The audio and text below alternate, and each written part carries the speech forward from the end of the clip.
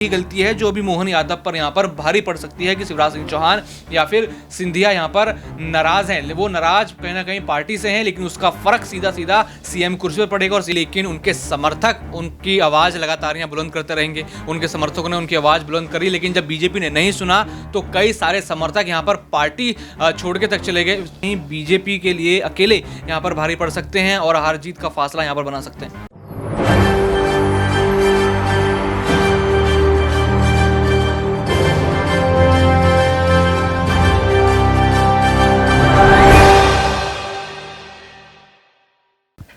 नमस्कार, मैं नाज़मीन खान और आप देख रहे हैं SPN 9 न्यूज़।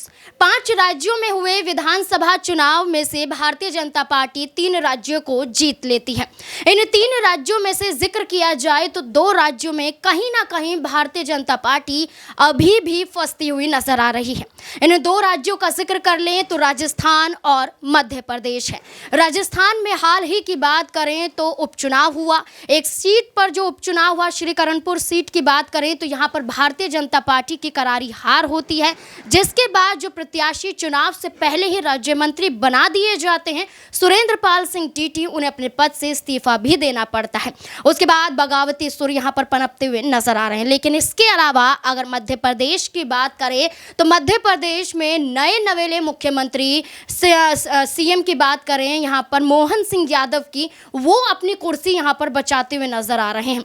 वो कहीं ना कहीं एक तरीके से डर के साए में नजर आ रहे हैं। उन्हें डर सता रहा है कि कहीं वो कुर्सी उनके हाथों से चली ना जाए, क्योंकि पुराने मुख्यमंत्री शिवराज सिंह चौहान की बात करें तो वो कई ऐसे तेवर दिखा रहे हैं जो चुनौतियां नए नवेले मुख्यमंत्री मोहन सिंह यादव को दे रहे हैं। सिर्फ शिवराज सिंह चौहान ही नहीं बल्कि ज्योतिरादित्य सिंधिया भी कहीं ना कहीं भारतीय जनता पार्टी के खिलाफ अपनी नाराजगी को जाहिर कर रहे हैं। अब ये दोनों की नाराजगी क्या इन दोनों को एक साथ लाती हुई नजर आएगी? अगर ये दोनों एक साथ नजर आएंगे तो क्या सीएम की कुर्सी हड़पना उनके लिए काफ़ी आसान हो जाएगा? क्योंकि हाल ही की बात करें तो शिवराज सिंह चौहान यहाँ पर कहते हैं कई ऐसे लोगों से यहाँ पर कि शादियों का सीज़न शुरू है और यहाँ पर कैसे यहाँ पर शादियों के दौरान यहाँ पर कई ऐसे गाने बजाने भी होते हैं, ढोल बाजे भी बजाए जाते हैं। लेकिन मोहन सिंह यादव ने लाउड स्पीकर पर बैन लगाने के साथ साथ कई और चीज़ों पर भी बैन लगाया है। उसके बाद यहाँ पर शिवराज सिंह चौहान कहते हुए नजर आते हैं कि यहाँ पर कौन रोकता है, मैं उन्हें देख लूँगा, आपको जो करना है आप करते रहिए। यानी कि वो दिखाने की कोशिश कर रहे हैं कि वो मोहन सिंह यादव के फैसलों को नहीं मानते हैं। वहीं ज्योतिरादित्य सिंधिया की बात करें तो मोहन सिंह यादव से मुलाकात करते हुए इसलिए नजर आए थे ताकि उनके विधायकों को जगह दी जाए। लेकिन जैसे ही पता चलता है कि ज्योतिरादित्य सिंधिया के ज्यादा विधायकों को जगह नहीं दी जाती है तो उसके बाद उनका मुलाकात का दौर भी खत्म हो जाता है। तो क्या नाराजगी अब मोहन सिंह यादव पर कहीं ना कहीं यहाँ पर खतरा बनती हुई नजर आएंगे? ये सवाल यहाँ पर बनते हुए नजर आते हैं कि अब अगला कदम क्या हो सकता है? क्या सीएम कुर्सी बचाने के लिए मोहन सिंह यादव अपने फैसलों में बदलाव करते हुए नजर आएंगे या फिर झुकने के लिए तैयार हो जाएंगे? इन तमाम सवालों के जवाब देने के लिए मेरे सहयोगी दौलत मेरे साथ मौजूद है। आपका बहुत बहुत स्वागत है दौलत। सबसे पहला सवाल यही रहेगा कि बीते दिन बड़ी खबरें सामने आई जिसमें शिवराज सिंह चौहान मोहन सिंह यादव को कई बड़ी चुनौतियां देते हुए नजर आए।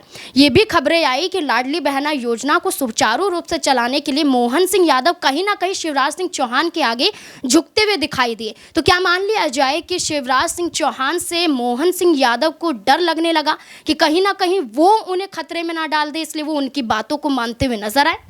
बिल्कुल, यहाँ पर जो है डर यहाँ पर लाजमी है। वैसे देखा जाए तो डरने वाली बात यहाँ पर है भी नहीं, क्योंकि जो शिवराज सिंह चौहान है उनके पास अनुभव, यहाँ पर पूर्व सीएम शिवराज सिंह चौहान जो है उनका अनुभव यहाँ पर मौजूदा मुख्यमंत्री मोहन यादव से कहीं ज़्यादा है। यहाँ पर वो उनको कई सारी योजनाओं के बारे में समझा सकते हैं, कई तरीके से किस तरीके से शासन अपना यहाँ पर चलाना है वो समझा सकते हैं। लेकिन ये शुरुआत ही कुछ यहाँ पर जो है छल के साथ यहाँ पर बीजेपी ने की कि कोई सीएम उम्मीदवार नहीं रहेगा। लेकिन लोग लगातार, जो जनता थी, अपना भावी उम्मीदवार तो शिवराज सिंह चौहान को ही बता रही थी। उसके बाद जब रिजल्ट आ जाते हैं तो लोग रोते हुए नजर आते हैं कि हमने तो जो वोट था मामा को देख कर दिया था, लेकिन सीएम तो यहाँ पर मोहन बन गए।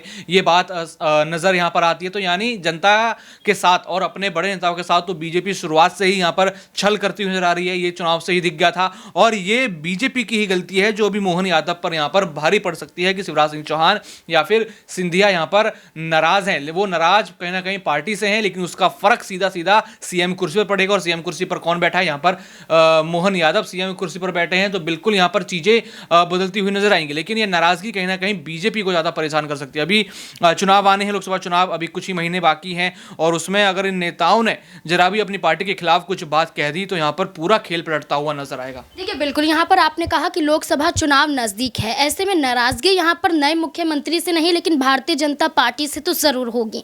तो ज्योतिरादित्य सिंधिया की बात करें, जिनके विधायकों का इस्तेमाल किया गया सत्ता पाने के लिए, जिनके विधायकों को इतनी तवज्जो मंत्रिमंडल में भी नहीं दी गई, तो क्या शिवराज सिंह चौहान जैसे अपने नाराजगी को लेकर बयान जारी कर रहे हैं, क्या ऐसे ज्योतिरादित्य सिंधिया भी करते हुए नजर आ सकते हैं?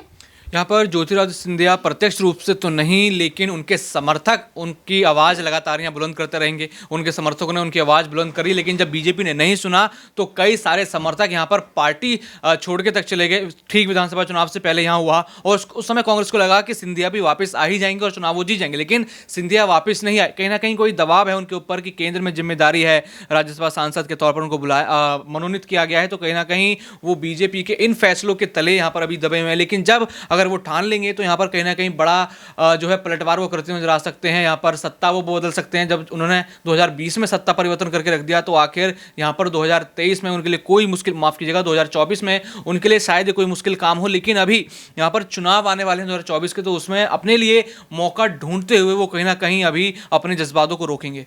देखिए बिल्कुल, यहाँ पर लोकसभा चुनाव का जिक्र अगर किया ही जा रहा है तो शिवराज सिंह चौहान की माने तो उन्हें मुख्यमंत्री नहीं बनाया गया, लेकिन एक बड़ी जिम्मेदारी सौंप दी जाती है कि आप दक्षिण भारत में जाइए, वहाँ पर मोर्चा संभालिए। लेकिन शिवराज सिंह चौहान को जिम्मेदारियाँ तो दे दी गई, लेकिन ज्योतिरादित्य सिंधिया को भी नहीं दी जाती है।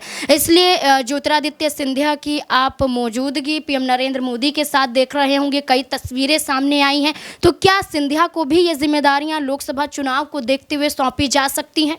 बिल्कुल, यहाँ पर उनको जिम्मेदारी सौंपना कहीं ना कहीं जरूरी बन जाता है कि मध्य प्रदेश में बहुत ज़्यादा वोट बैंक वही निर्धारित कर सकते हैं और उनके अधिकतर विधायक यहाँ पर जीते भी हैं, यानी वोट बैंक निर्धारित करने में उनको कोई खासियाँ दिक्कत नहीं आएगी। शिवराज सिंह चौहान का लेवल यहाँ पर हम देखेंगे उनसे बहुत ज़्यादा है, लेकिन यहाँ पर सिंधिया भी कहीं ना कहीं बीजेपी के लिए अकेले यहाँ पर भारी पड़ सकते हैं और हार जीत का फासला यहाँ पर बना सकते हैं। जी बिल्कुल, बहुत बहुत शुक्रिया। अब जैसे कि देखना होगा कि मध्य प्रदेश में शिवराज सिंह चौहान तो यहाँ पर अपने तेवर दिखा रहे हैं।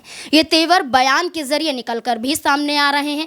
जैसे अपने घर का नाम बदल लेते हैं, मामा का घर रख देते हैं और कहते हैं कि मामा अभी मध्य प्रदेश में मौजूद है, मामा मध्य प्रदेश से कहीं जाने वाला नहीं है। वहीं ज्योतिरादित्य सिंधिया की ये खामोशी इशारा कर रही है कि लोकसभा में जिम्मेदारियां सौंपिए। अगर जिम्मेदारियां नहीं सौंपी जाती हैं तो वो भी कहीं ना कहीं बगावती सुर अपना सकते हैं। उनके विधायकों के जरिए कहीं ना कहीं संकेत दिए जा रहे हैं।